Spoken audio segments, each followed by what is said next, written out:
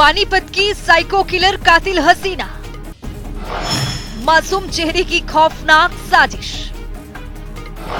बच्चों को डुबोकर मारने वाली कातिल की कहानी, मासूमों की खुशियों की सबसे क्रूर दुश्मन।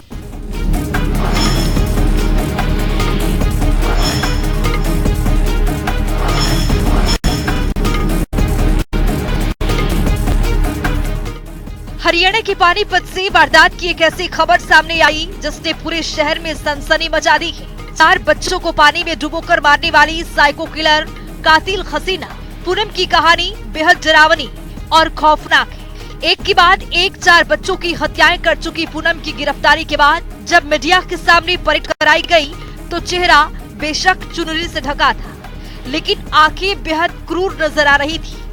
इस किलर चाची की मुस्कान जितनी मासूम दिखती थी, उसके जहन में उतनी ही खौफनाक साजिश भी थी। पूनम नाम की इस महिला को बच्चों के साथ हंसते खेलते देखकर कोई कल्पना भी नहीं कर सकता था कि यही औरत उन मासूम खुशियों के सबसे क्रूर दुश्मन है। पानीपत पुलिस के अनुसार कातिल महिला ने कबूल किया है कि वो बच्चों को इसलिए मारती थी क्योंकि उसे सुंदर बच्चों से जलन होती थी, खासकर लड़कियों से। उसने जिन 4 बच्चों की हत्या की है उनमें से 3 लड़कियां हैं, जबकि चौथा उसके खुद का बेटा था। 1 दिसंबर को शाम को एक कंट्रोल रूम में सूचना मिलती है कि एक 6 साल की बच्ची विधि नौथा गांव में तो पानी के टब में डूबने से उसकी मृत्यु हुई। पुलिस मौके पर पहुंची, शुरुआती छानबीन की, पता लगा कि जब वो डेड बॉडी रिकवर हुई इसकी तो कमरा बाहर से बंद था। तो हालात संदेहजनक थे, तो बॉडी को वहां से शिफ्ट करवा के हॉस्पिटल में रखवाया गया और उसमें हमने मर्डर का केस जो सीन ऑफ क्राइम टीम और जो क्राइम वैसी देखने से मौके को लगा था कि इसमें हत्या की आशंका और हत्या ही लग रही थी। तो उसमें 6 साल की बच्ची विधि जो हत्या थी उसमें हमने FIR दर्ज करके 2 तारीख को हमारी क्राइम टीम और DSP जो हमारे CW नवी उनकी एक टीम बना के इसके अनुसंधान में हमने लगाया। ये जो बच्ची थी ये पाल सिंह जो है उसकी पोती थी और वहां पर शादी का फंक्शन था, तो बारात वहां से जा चुकी थी और बच्ची वहां ट्रेस नहीं हो रही थी। तो घर वाले ढूंढ रहे थे कि बच्ची बारात में तो नहीं चली गई है। फोन करके पता किया तो भी नहीं पता लगा कि बच्ची कहाँ है। तो उसकी ढूंढ जब शुरू हुई तो कमरे में मृत अवस्था में पाई गई। तो हमने उसी की ही जो रिश्ते में चाची लगती है उसको इसमें गिरफ्तार किया है। वजह जो उसकी हत्या करने की है, जोर से कल से पूछताछ जो हम डिटेल में की है, यही इन्होंने बताया कि जो सुंदर बच्चियां हैं उनसे इसको नफरत सी है। इन्हें पहले और भी कई खुलासे हुए हैं, इसने और भी 3 बच्चों की हत्या की हुई है पीछे। तो 2 तो सोनीपत में ही जहाँ भावर में जहाँ ब्याह हुई है, जहाँ की शादीशुदा है, वहाँ भी 2 बच्चों की इसने 2023 में 2 बच्चों की पानी के हौद में यूं डुबो के मार दिया था। पुलिस के सामने पूनम ने ये भी खुलासा किया है कि उसने सभी बच्चों के एक ही तरीके से क्यों मारा। पूनम की कबूलनामे ने पूरे प्रदेश में सनसनी फैला दी है। साइको किलर कातिल हसीना पूनम ने कहा कि पानी में इसलिए बच्चों को डुबोती थी जिससे तसल्ली हो जाए कि बच्चा मर गया है, उसमें अब सांस की कोई गुंजाइश नहीं बची है। वहीं दूसरी तरफ सोनीपत में पूनम के ससुराल वालों ने जो कहानी बताई वो कुछ अलग है। ससुराल वालों के अनुसार पूनम खुद में एक युवक की आत्मा अंदर होने की बात कहती थी। वो अक्सर खुद में आत्मा आने का हवाला देकर आवाज बदलकर कहती थी, मैंने 3 बच्चों को मार दिया है। आरोपी महिला का उत्तर प्रदेश में कैराना के एक तांत्रिक के साथ भी लिंक सामने आया है। आरोपी महिला ने जब चौथे बच्चे के रूप में अपने भतीजी को पानी के टब में डुबोकर मारा तो पकड़ी गई और खुलासा हुआ कि 3 बच्चों की पहले भी इसी तरीके से हत्या कर चुकी है। ये बच्चे को जैसे ये नौलतावाड़ी में तो बच्चे को जब बारात चली गई खिलाने के बहाने से ऊपर लेगी कमरे में और तब मैं पानी लेके भर के वहीं डुबो के मार दिया। जो इससे अब तक पूछा है इन्हें यही बताया कि ये साइको जो किलर टाइप है उस टाइप की लेडी है। इसकी जो विचार है, सोच है वो इस तरह की है कि ये जो सुंदर बच्चियां हैं उनसे पता नहीं क्यों नफरत करती है, इसकी ये सोच है। हाँ, इसने अपना बेटा भी मारा है।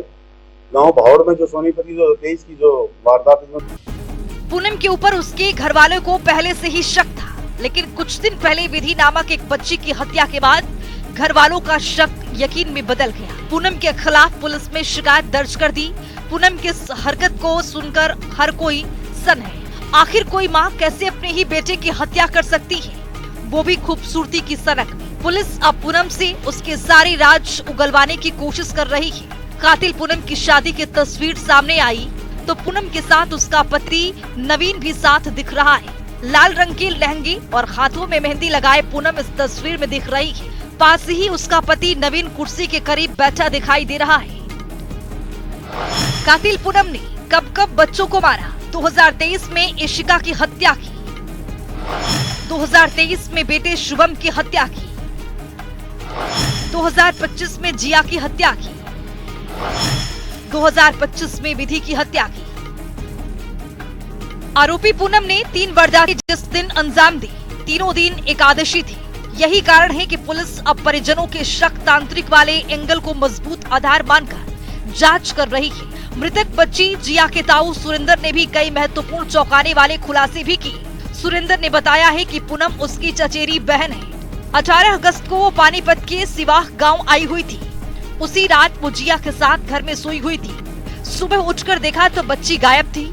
तलाश की गई तो जिया घर के पानी के टैंक में मृत मिली। सुरेंद्र का पहला शक उसी वक्त पूनम पर गया, लेकिन जब उसने आरोप लगाया तो पूनम जोर जोर से रोने लगी और सुसाइड की धमकी देने लगी। परिवार की इज्जत के चलते मामला शांत करा दिया गया और पुलिस में शिकायत भी नहीं दर्ज की गई। जैसे कि हमने जी न्यूज में देखा, कॉन्फ्रेंस की थी डीएसपी साहब ने, उन्होंने खुलासा किया और उन्होंने पहले उसमें स्टेटमेंट में बताया कि मतलब शंका के तौर पर हमने इसको उठाया है। इसने वहाँ पे ऐसे नौथा गांव में एक हादसा इसने कर दिया। तो जी जैसे मेरे रिलेटिव भी वहाँ पे है, उन्होंने भी मेरे को बताया। उसके बाद जैसे कि क्या नाम है इसने एसपी साहब ने प्रेस कॉन्फ्रेंस की, उसमें उसने खुलासा किया कि इन्होंने कबूल किया कि मैं 4 मर्डर कर चुकी हूँ, ये वाला भी किया। तो जी उसी के बाद हमें पता लगा। कब किया था आपकी बच्ची का जन्म? कितने साल की थी? 9 साल की गुड़िया थी जी, और 19 अगस्त को किया था। 18 अगस्त को जी हमारे पास सोई थी, बिटिया के पास सोई थी, और 19 अगस्त को सुबह मृत पाया गया था जी बेटी को, हमारे को। किस तरह का माहौल इसने बनाया कि वो गुड़िया के साथ कैसे किया था इन्होंने? कैसे? पानी के टैंक है, एक पानी की टंकी है जी, जिसमें हम भैंसों को पानी पिलाते हैं। इसी के मकान में पीछे जो आप देख रहे हो, इसी का मकान है जी, गायों भैंसों का। और ये भाई का मकान भी साथ में ही है। तो इसने पीछे छत से ला के सीढ़ी से और इस टंकी में डुबो के उसको मारा था। तो सुबह कैसे मिली थी? किस हालत में? किसने देखा था? सुबह कैसे पता चला कि बच्ची की डेथ होगी पानी में? बस ये ढूंढ रहे थे जी सुबह, जैसे लड़की को नहीं पाया। ढूंढते समय क्या नाम है 5 बजे जैसे ही उठे पूरे परिवार वाले, ढूंढने के बाद टंकी में जैसे घर का ताला लगा हुआ था, बाहर जाने की कोई उम्मीद थी नहीं। अगर बच्चा कहीं बाहर नहीं निकला, घर से गायब हो गया। ढूंढते हुए छत पे गए और छत से जैसे देखा तो टंकी में दिखाई दी। सुरेंद्र का कहना है कि उसने हर पहलू पर बार बार गौर किया और एक चौंकाने वाली बात सामने आई। तीनों वारदातों के दिन एकादशी थी और हत्या करने का तरीका भी बिल्कुल एक जैसा था। इससे साफ जाहिर होता है कि ये पूरा खेल किसी तांत्रिक क्रिया से जुड़ा हो सकता है। सुरेंद्र ने ये भी बताया है कि अपने बेटे की हत्या के बाद 1.5 साल तक पूनम ने कोई वारदात नहीं की, क्योंकि वो खुद गर्भवती हो गई थी। अगर वो प्रेग्नेंट न होती तो पता नहीं और कितने मासूमों की जान लेती। जिया के ताऊ सुरेंद्र ने पुलिस प्रशासन से मांग की है कि पूनम को किसी भी हर हाल में उम्र कैद या फिर 10 से 20 साल की सजा न दी जाए, बल्कि सीधे फांसी की सजा दी जाए। अगर ये महिला कभी पैरोल पर बाहर आई तो फिर न जाने कितने बच्चों की हत्याएं कर सकती है।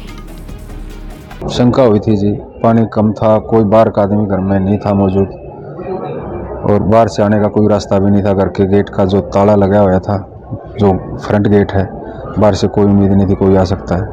और यही जो मेरे मकान में जो सोई हुई थी, तो जी और किसी पे मतलब बनता ही नहीं कि मैं किसी पे शंका जाहिर करूँ। तो मैंने इसी पे इल्ज़ाम लगाया था जी, इसी ने किया है।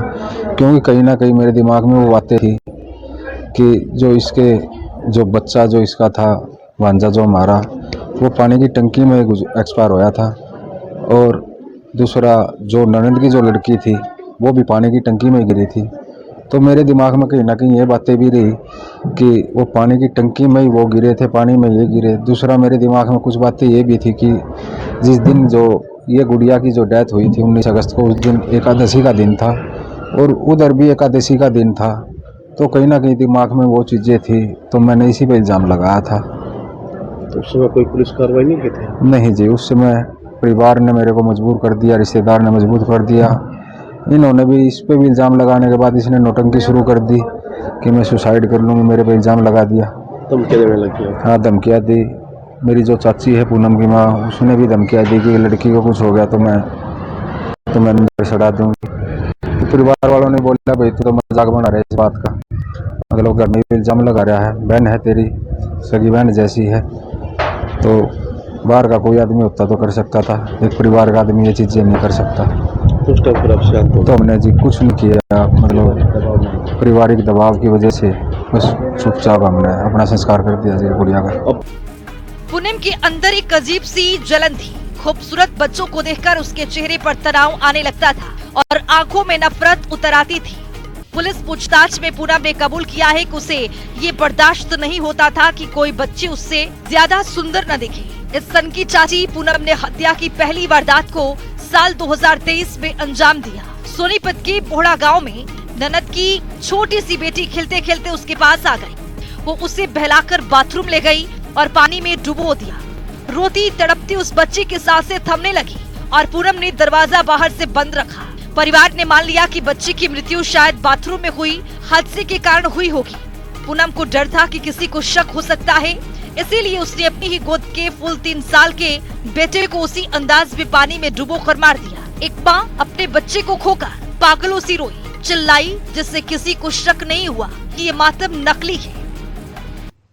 ये जो पूनम का केस है, इसमें साइको किलर का तो आता है पर नार्सिसिज्म का भी आता है। जो नार्सिसिस्ट होते हैं उनको होता है कि हमसे बेहतर कोई नहीं होना चाहिए, हमारे पास जो चीज है उससे बेहतर कोई नहीं होना चाहिए। उन्हें जलन मचती है, उन्हें गुस्सा आता है, उन्हें बहुत इरिटेशन होती है। और इस केस में आप देखेंगे तो उसने अपने बच्चे को एक ऑब्जेक्ट माना था। उसको सारे बच्चों से जलन होती थी जो उसके बच्चों से खूबसूरत दिखते थे। तो उसने वो बाकी बच्चे भी उसके लिए ऑब्जेक्ट ही थे, एक चीज जो उसकी चीज से ज्यादा सुंदर है। तो इसलिए हम ये नहीं बोल सकते कि एक माँ हो के इसने कैसे मारा, क्योंकि इसको माँ वाली फीलिंग ही नहीं थी उस बच्चे से। वो बच्चा एक ऑब्जेक्ट था और ये चीजें भी तभी शुरू हुई जब उनका बच्चा पैदा हुआ। उससे पहले वो ऐसी नहीं थी। और उन्होंने अपने बच्चे को मारने के बाद भी और मारा है बाकी बच्चों को। इसमें एक चीज आती है कि मे बी उन्होंने इसलिए मारा कि वो उसको जस्टिफाई कर सकती है कि बच्चा बस एक जस्टिफिकेशन था कि बच्चे के नाम से वो मार रही थी। या तो उनको मजा आने लग गया था, क्योंकि एक लत लग जाती है। आप किसी की जान लेते हैं तो आपको बहुत पावरफुल फील होता है, आपको लगता है आपसे बड़ी कोई चीज है ही नहीं, तो उसको ये चीज पसंद थी। और इसमें मेंटल इश्यूज तो आते हैं और हम ये नहीं बोल सकते कि तांत्रिक या पूजा पाठ की वजह से होते हैं, अपनी वजह से ही होते हैं। दिमागी रूप से इंसान अगर ठीक नहीं होता तो वो ऐसी चीजें करता है। और ये कोई बात नहीं है कि हमें लगता है कि मदर होके कैसे कर सकती है। तो सबसे पहले जैसे मैंने कहा, हमें ये देखना जरूरी है कि वो एक माँ की तरह तो थी ही नहीं, और उसका पति इस चीज पे विश्वास नहीं कर पा रहा क्योंकि उन्होंने वो अपनी एक चीज छुपाई थी। अगर आप देखेंगे उन्होंने अपने रिश्तेदारों में ही मारा है, तो उन्हें किसी के लिए इमोशंस नहीं थी, फीलिंग्स नहीं थी। पूनम ने 2025 में मायके में रहते हुए फिर इसी कहानी को फिर से दोहरा दिया। इस बार उसकी शिकार बनी भाई की बेटी यानी भतीजी, और उस बच्चे की सुंदरता उसके मन की चुभन बन चुकी थी। वही तरीका, वही मौत और फिर वही झूठी चीखें, चित्कार। 3 हत्याओं के बाद भी उसके खौफनाक मंसूबों की किसी को भनक तक नहीं लगी। लेकिन 1 दिसंबर 2025 पानीपत के नौलथा गाँव में एक शादी समारोह ने इस खौफनाक सीरियल किलर की परतें उधेड़ दी। जेठानी की 6 साल की बेटी विधि को इस किलर चाची ने जब में खिलने का बहाना बना दिया और जैसे ही बच्ची झुकी उसके सिर को पानी में डुबो दिया। कैसे पकड़ी गई कातिल सन की चाची? चौथी हत्या में पूनम की किस्मत ने साथ नहीं दिया। अब सिर्फ 1 फुट का था, बच्ची उससे लंबी थी। शव मिला तो सिर पानी में, पैर बाहर थे। शक की सुई सीधे सन की चाची पर अटकी। पहली मंजिल के स्टोर रूम में टब में विधि की लाश मिली। भीगे कपड़े देख शक और गहरा गया। भीगे कपड़ों पर अलग अलग कहानियां सुनाई। मौत की सूचना पर पुलिस व एफएसएल की टीम पहुंची। पुलिस ने घर में मौजूद सभी लोगों से अलग अलग बातचीत की। पूनम ने पूरे आत्मविश्वास के साथ पुलिस को जवाब देकर गुमराह किया। पुलिस और एफएसएल की टीम ने सभी लोगों का टेस्ट कराने की बात कही।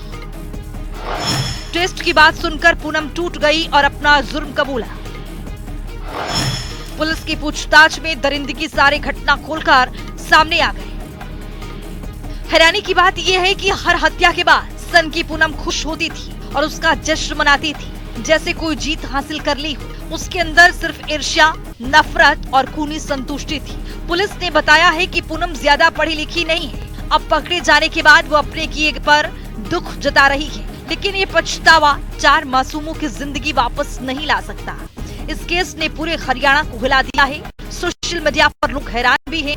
इतनी खतरनाक सोच कैसे पैदा हुई, उसका चेहरा सामने आया और लोग पूछ रहे हैं कि क्या खूबसूरती के पीछे छिपा ये खतरनाक जुनून किसी फिल्म से ज्यादा डरावना नहीं है। पानीपत पुलिस ने उसे गिरफ्तार कर न्यायिक हिरासत में भेज दिया और आगे की जांच की जा रही है कि महिला ने किसी और बच्चे को तो अपना शिकार नहीं बनाया। प्रोग्रामिंग डेस्क, जनता टीवी।